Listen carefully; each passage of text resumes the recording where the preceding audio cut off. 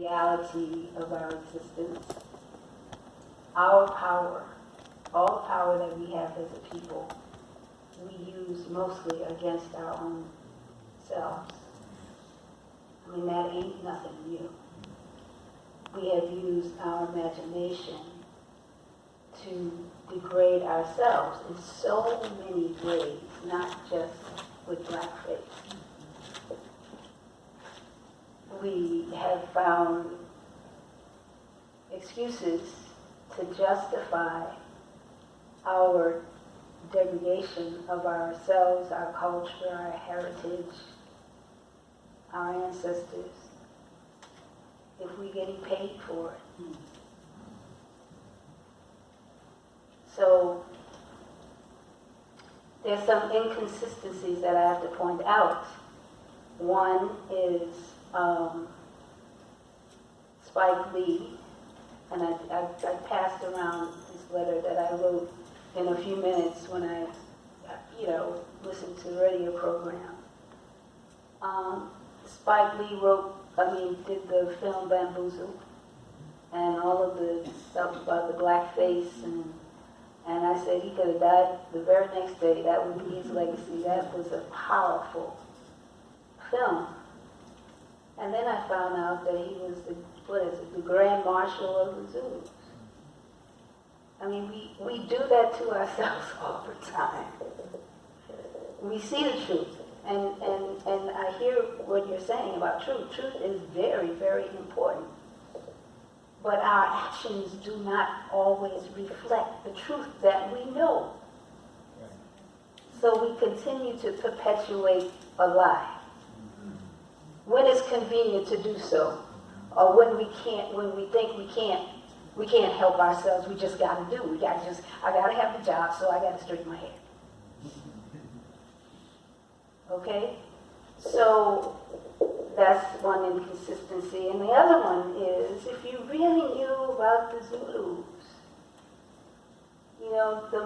the most powerful warriors against the Boers in South Africa, their invasion in South Africa, meaning the Boers, the white folks came in with their guns. And we all know, some of us know about Shaka Zulu and how he led his people against that. And there's a river that flows with the blood of the Zulu people. I'm trying to remember the name of it. They might call it Blood River. Because they had spears up against, ammunition. The most powerful warriors in South Africa became what Ralph Bunche wrote in his memoirs. I had to go to the library today to get the book because I couldn't find it in my house. But on page 190, the Zulus had become the Uncle Toms of South Africa. Because what the white folks did was that they did not just kill the warriors. Because we have warriors in our blood, right? So that continues to live on. But they wanted to make them an example. So even today, before I went to South Africa, I tried to read up on, the different ethnic groups, the different nations of South Africa. I'm trying to avoid the word tribe. And they had so much information about the Zulus, and nobody else. It's like all of this stuff about Zulus. They were studied and they worked on making them tame. Just like, I'm going to say, Christianity has done for us. The missionaries came first, y'all.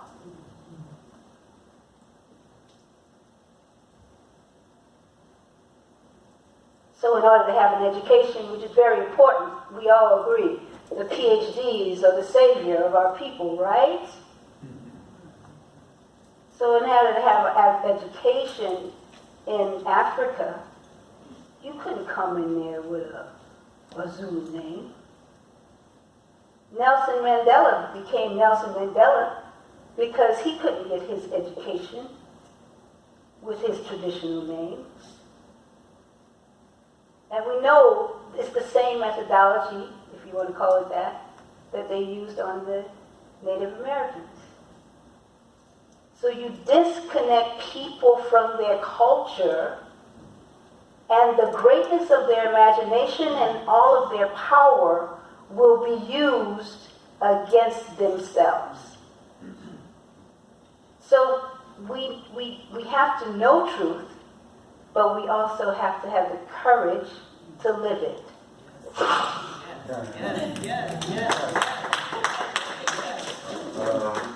Several things came to mind as it relates to what can be done. I think education plays a big part.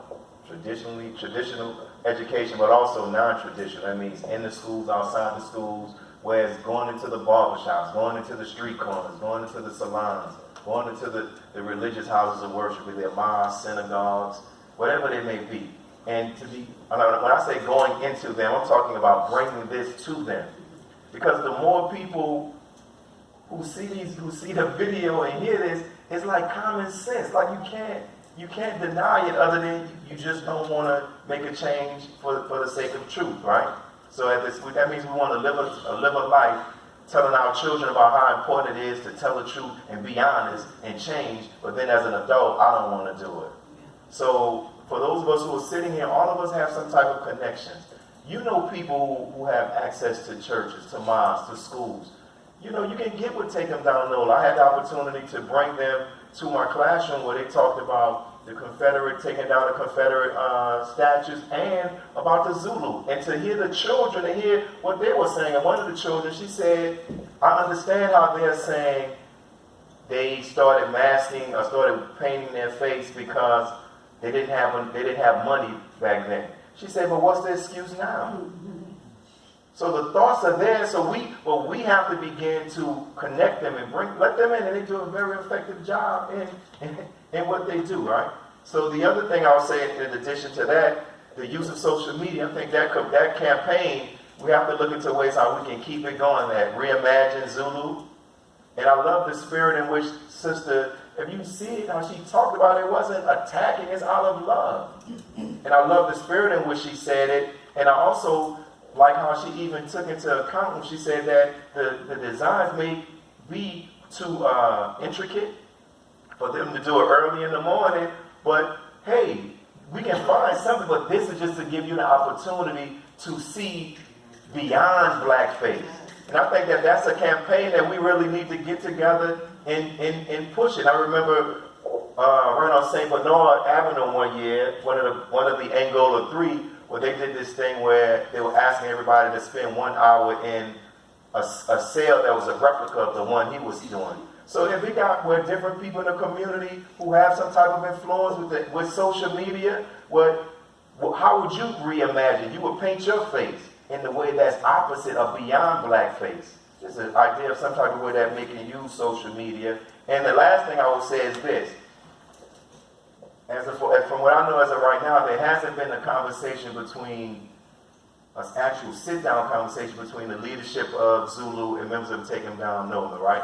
But there are people in this city who have the pull that they can make that meeting happen. To actually have a sit-down meeting behind closed doors to talk about and to hear, not through how the media is re-messaging what the motive is, right? And bring the historian, because I've heard the historian from the organization numerous times, and he hasn't mentioned any of this. And so if you're a historian, then when you see this, and then the leadership, when you have the opportunity, when we do conflict resolution, you sit people down across from each other at the table, and they get the opportunity to not only hear, but you can sense somebody's spirit and their motivation. And I think if they have that opportunity, that they will see that this is not an effort to destroy the tradition or the historical legacy of Zulu, but this is really a great show of love to say that I don't want to see an organization that's 100-some years old go another 100 years still keeping blackface alive. When white folks are getting fired, whatever, because they're wearing blackface, and then it's like, yo, damn, what's happening here? So those are some of my thoughts.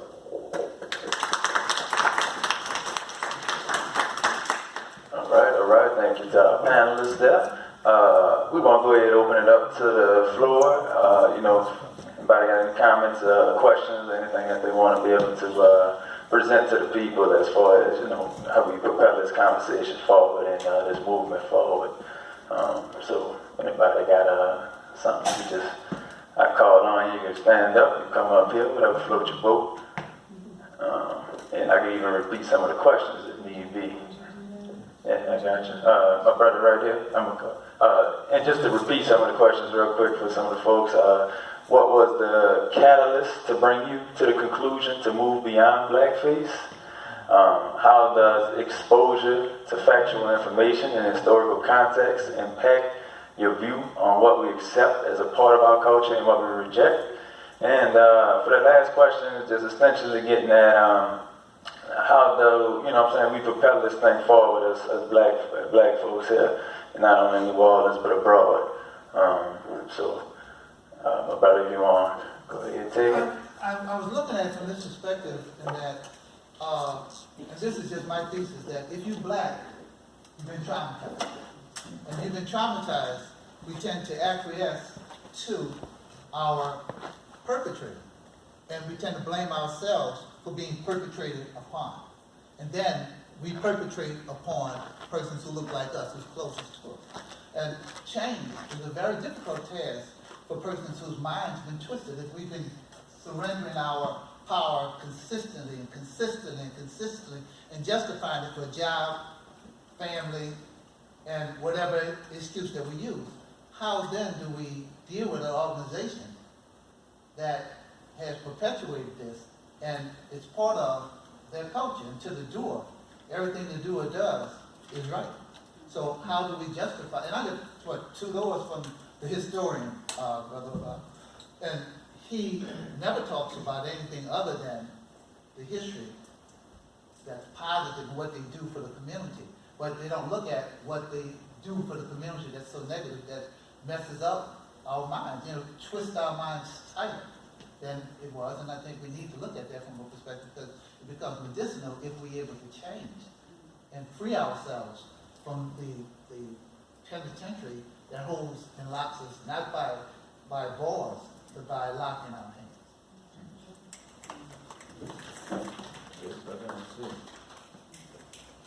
Can I just say something in reference to what Larry said? I do it African names. Evil eventually destroys itself.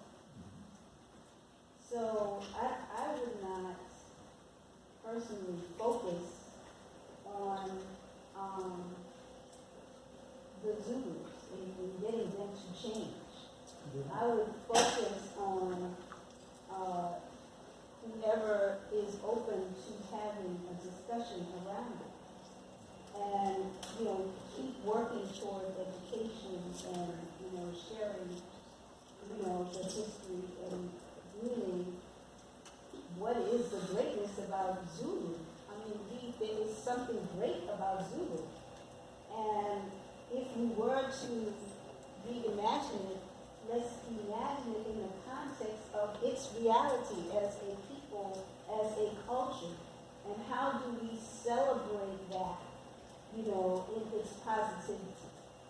And then encourage it. You could do that with children in schools, because you still deal with the children, and then the children come to parents, and then it's right, So there seems to be, you can have the confrontation, but people just get more solid in their shells. And I think it's more worthy to know that eventually they're going to have to change. That it has to come from us doing what we need to do with everyone who is.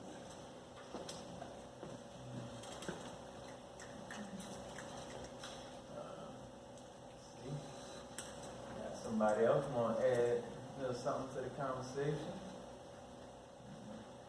Brother back there? Yeah, greetings everybody. Just paying close attention to what everybody is saying. I really believe that you've been deeply rooted into psychological, what you call that? There's a word for it. I'm trying to just was thinking of. Indoctrination. Mm-hmm. Psychological indoctrination has really set us back because we've been miseducated for so long that when we get educated, we still miseducated because it's like we don't understand that what gets me is that when you cannot see that there's a lie in what they profoundly say is the truth. For instance, 99 Paul wrote a book called Changing Image of the Psychological Slave.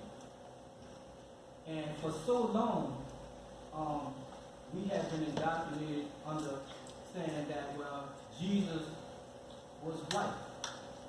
And when I used to confront my mother about it, she would be like, boy, shut up, you don't know what you're talking about. And it don't matter. But it had to matter if they lied and said he was white, and we come to find out later that that wasn't true. So it's like all this time now people are starting to accept. You have, even in the Catholic religion, you have black images in the churches. So I'm saying that when you're dealing with blackface or any kind of thing of indoctrination, like the sister was saying, I don't think that you can actually change certain people to disbelieve in what they have been perpetuating as the truth, unless they're looking at it from a truthful position. You know, like being educated, re-educated. Like that was a powerful clip that you showed. You know, and I think that some people could still see that and still can't see your truth because they're indoctrinated. Right. And that's like, I've read the Bible most of my life, been to theological seminary. And I've seen people who was not coming to the seminary trying to find their spiritual self. They were actually trying to study the faith. And after they seen what I've seen after studying Hebrew and Greek and getting the true language from the scripts, it's like 1 and 1 is 2, man. You can't make it nothing else. And when people with a scientific mind can actually see that, I've actually seen these people turn away from this faith. But you can't get that out of people who have been preached to something over and over and over again. But they can't see it. The book of Matthew, as it said, it's the book of Matthew is supposed to be he the author. But he's only mentioned twice in the whole thing, and he spoke of in the second person or the third person. I never recognized none of this until I really started studying.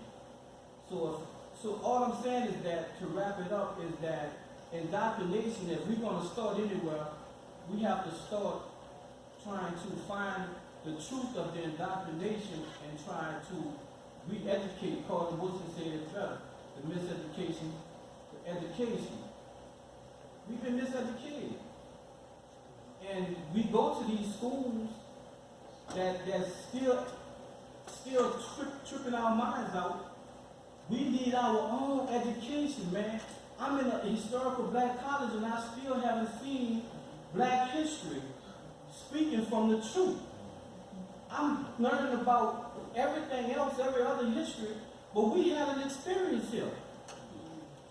And so to be in a historical black college, any college, and you're not teaching me something of my roots, because people leaving out of school more confused than they came. So who's being educated? You've been bamboozled. You've been hoodwinked. That is great. And remind me of the movie with Denzel Washington on the Great Debaters, where he, Oh, man. like brother really hit that scene. Yeah. And he talked about how, essentially white folks have said that, we talking about with the lynch and whatnot, and the theory of keep the body and take the mind, you know, and that's all the points we're hitting on, and like to really talk about this educational system and whatnot, and you know, where it lies. And we all know it's a dirty game that's there to indoctrinate, enslave, and keep the minds, you know what I'm saying, take the minds and keep the bodies in these seats, in these jails, you know, in these dead-end jobs. You know, it's all by design, man. So we want just quickly, we want to go ahead and got another question in the back? I think what y'all hitting on is very important. And you talk about our self-esteem. And we know that we've been traumatized as a people. Every day we're being traumatized. And I think what y'all doing is you cause us to look at ourselves. And like what if they look at their lives? And it's going to really take some boldness and some healthiness to really look at this and begin to start going in another direction, because we've been traumatized. And throughout this nation, we've been hurt. And just to begin to start healing and see that we don't need to be portrayed this way. Right. And accept it. If you accept that, there's something wrong with it, accept it. So we